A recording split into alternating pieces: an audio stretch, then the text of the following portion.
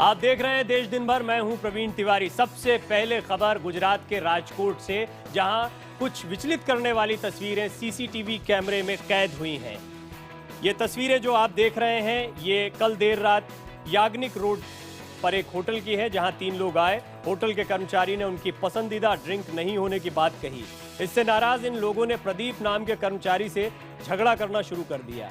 देखते ही देखते ये लोग हाथापाई पर उतर आए। डर कर प्रदीप जब भागने लगा तो इन लोगों ने कार से पीछा करना शुरू कर दिया और भागते हुए होटल कर्मचारी को अपनी कार से कुचलकर मारने की कोशिश की। नाकाम होने पर बेरहमी से उसकी पिटाई शुरू कर दी। गाड़ी में सवार लोगों के हाथ जो लगा उससे होटल कर्मचारी की पिटाई की गई। कभी पत्थर तो कभी डंडे से प्रदीप को बेरहमी से पीटा गया। थोड़ी देर में होटल के दूसरे कर्मचारी होटल के बाहर आ गए। दोनों तरफ से हाथापाई शुरू हो गई। इस पूरी घटना में होटल कर्मचारी समेत 4 लोग घायल हुए, जिन्हें निजी अस्पताल में भर्ती कराया गया है। पुलिस ने मामला दर्ज कर लिया है।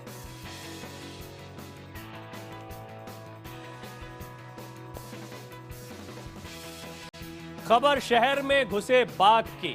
बाघ के भोपाल शहर के एक इंजीनियरिंग कॉलेज में घुसने के बाद अफरा तफरी मच गई। ये तस्वीरें आप देख रहे हैं भोपाल के एग्रीकल्चर इंजीनियरिंग कॉलेज की, जहां सुबह सुबह एक बाघ घुस आया। शहर के बीचों बीच मौजूद कॉलेज में बाघ घुसने से हड़कंप मच गया। सूचना मिलते ही बाघ को पकड़ने के लिए वन विभाग की टीम पहुंची। बाघ को पकड़ने की कोशिशें भी शुरू कर दी गई, लेकिन बाघ लगातार लोगों को छकाता रहा। जैसे जैसे लोगों को कॉलेज में बाघ घुसने की खबर लगती रही, भीड़ भी जुटने लगी और करीब 3 घंटे की मशक्कत के बाद इस बाघ पर काबू पाया जा सका।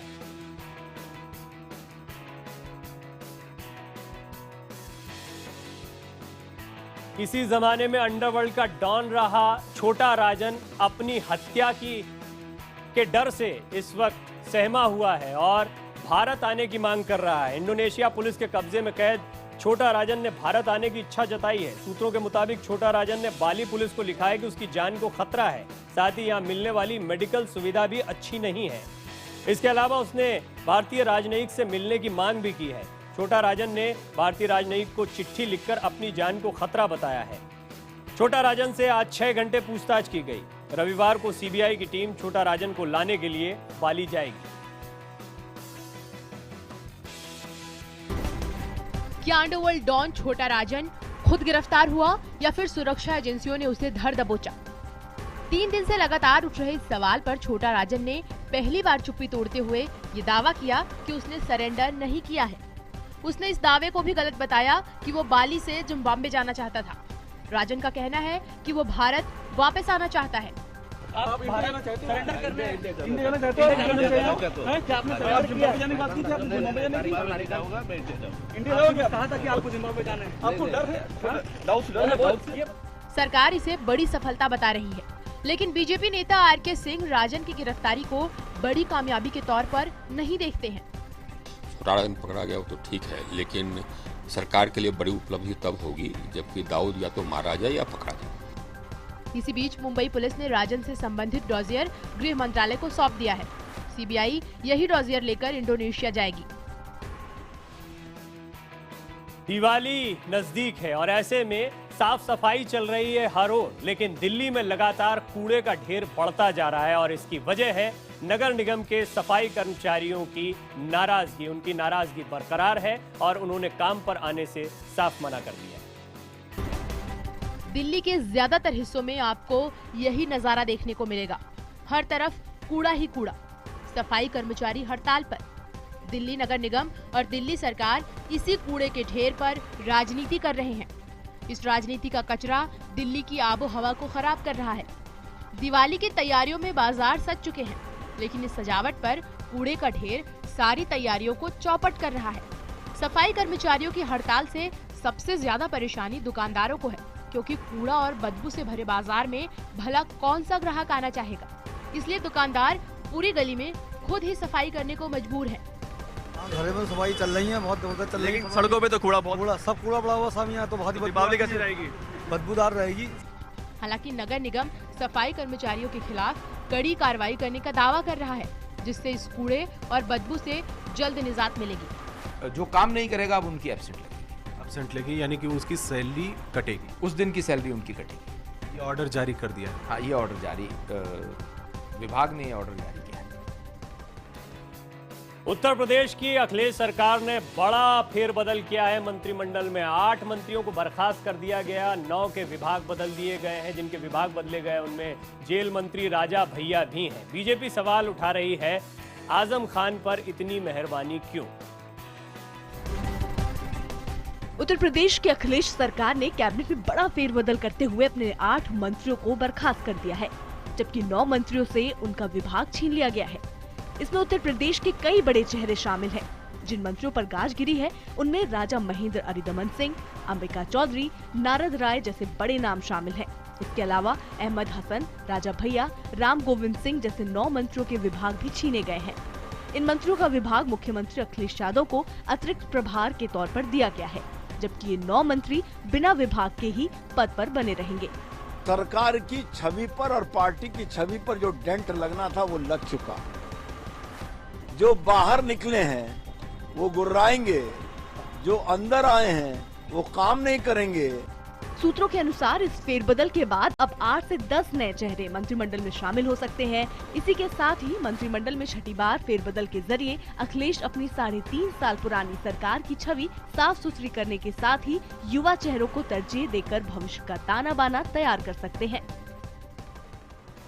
साहित्यकारों और फिल्मकारों के बाद अब एक वैज्ञानिक ने भी अपना अवार्ड लौटाने की बात कही है। हम बात कर रहे हैं पद्म सम्मान से नवाजे गए पीएम भार्गव की। भार्गव ने कहा है कि वो भी अपना सम्मान लौटाना चाहते हैं। साहित्यकारों के बाद देश के वरिष्ठ वैज्ञानिक पीएम भार्गव ने केंद्र सरकार की नीतियों को लेकर बड़ा हमला बोला है और विरोध स्वरूप उन्होंने अपना पद्म सम्मान लौटाने की बात कही है। Centre for cellular and molecular biology यानी CCMB के संस्थापक और 1986 में पद्मश्री से सम्मानित भार्गव ने कहा कि देश में जो हालात हैं वो आज़ादी में बाधा है और वैज्ञानिकता पर चोट है। हमारा देश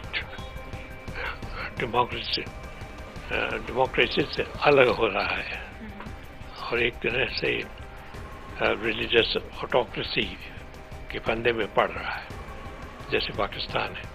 गौरतलब है कि मंगलवार को देश के करीब 135 वैज्ञानिकों ने राष्ट्रपति प्रणब मुखर्जी को एक ऑनलाइन याचिका के जरिए देश में बढ़ रही कट्टरता को परमाणु बम जैसा खतरनाक करार दिया था। बुधवार को लेखक, कलाकारों और वैज्ञानिकों के बाद 11 फिल्मकारों ने सरकार से नाराजगी जताते हुए राष्ट्रीय पुरस्कार लौटाने का ऐलान किया था। उधर पुरस्कार लौटाने वालों पर बड़ा हमला करते हुए वित्त मंत्री अरुण जेटली ने कहा कि भार्गव का सम्मान लौटाना बनावटी विरोध है। कारोबार की दुनिया में भारत को और मजबूत करने के लिए इंडो अफ्रीका समिट बहुत अहम है। ऐसे में प्रधानमंत्री के न्योते पर आए तमाम राष्ट्र प्रमुखों को प्रधानमंत्री नरेंद्र मोदी ने भी सौगात दी।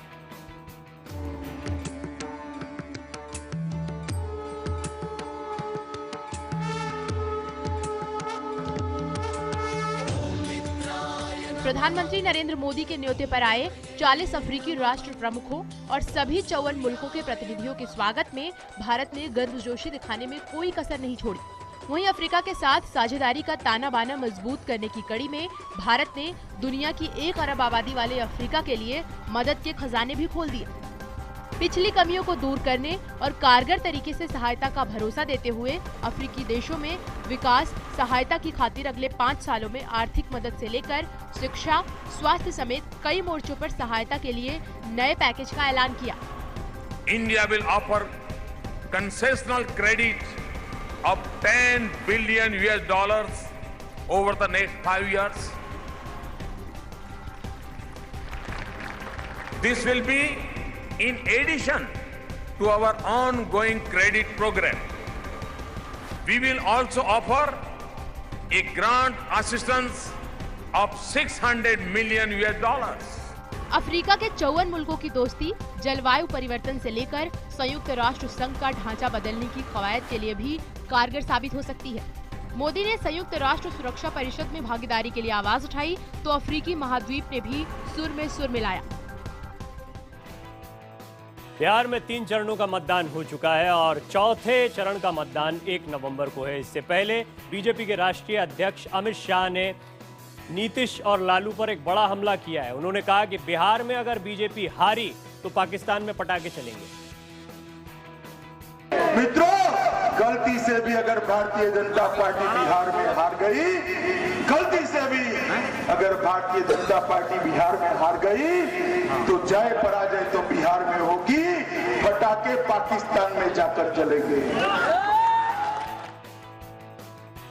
पटियाला के एक निजी स्कूल में बच्चे के साथ मारपीट का मामला सामने आया था। बच्चे के चेहरे पर कुछ चोट थी, जिसके बाद उसके माता पिता ने यह मामला दर्ज कराया था। लेकिन प्रशासन तब जागा जब केंद्रीय मंत्री स्मृति ईरानी ने इसमें दखल दी। 4 साल के गमजोत के चेहरे पर लगे चोट ठीक हो जाएंगे, लेकिन मासूम के जहन से शायद ही इस मार की छाप हट पाए। आरोप है कि साथी के साथ झगड़े को लेकर 19 अक्टूबर को अगमजोत की टीचर ने ये हालत की। अगमजोत के परिवार ने जब इसका विरोध किया तो स्कूल ने छोटे बच्चे को सजा के तौर पर अगले दिन जमीन पर बैठा कर रखा। रितु के मुताबिक कंप्लेंट के बावजूद पुलिस ने कोई भी कार्रवाई नहीं की। पुलिस स्टेशन कंप्लेंट की हुई है मैंने, आज तक तो 5 दिन हो गए, पुलिस वाले ने कोई कार्रवाई नहीं की है। वो मतलब स्कूल कह लो कि एक पॉलिटिक्स का मतलब ले लो कि पॉलिटिक्स में है बंदा। वो सर ने मुझे मारा था। कैसे मारा आपको? कैसे मारा था? लेटा के मारा। इस मामले में कार्रवाई तेज तब हुई जब केंद्रीय शिक्षा मंत्री स्मृति ईरानी ने पंजाब के शिक्षा मंत्री दलजीत सिंह चीमा के साथ बात की। इसके बाद जिला प्रशासन ने इस मामले की गंभीरता से जांच शुरू की। State commission for protection of child ने स्कूल के प्रिंसिपल और टीचर को 5 नवंबर को स्कूल को अपना पक्ष रखने को कहा है। साथ ही पुलिस को इस केस में मामला दर्ज करने को भी कहा गया है।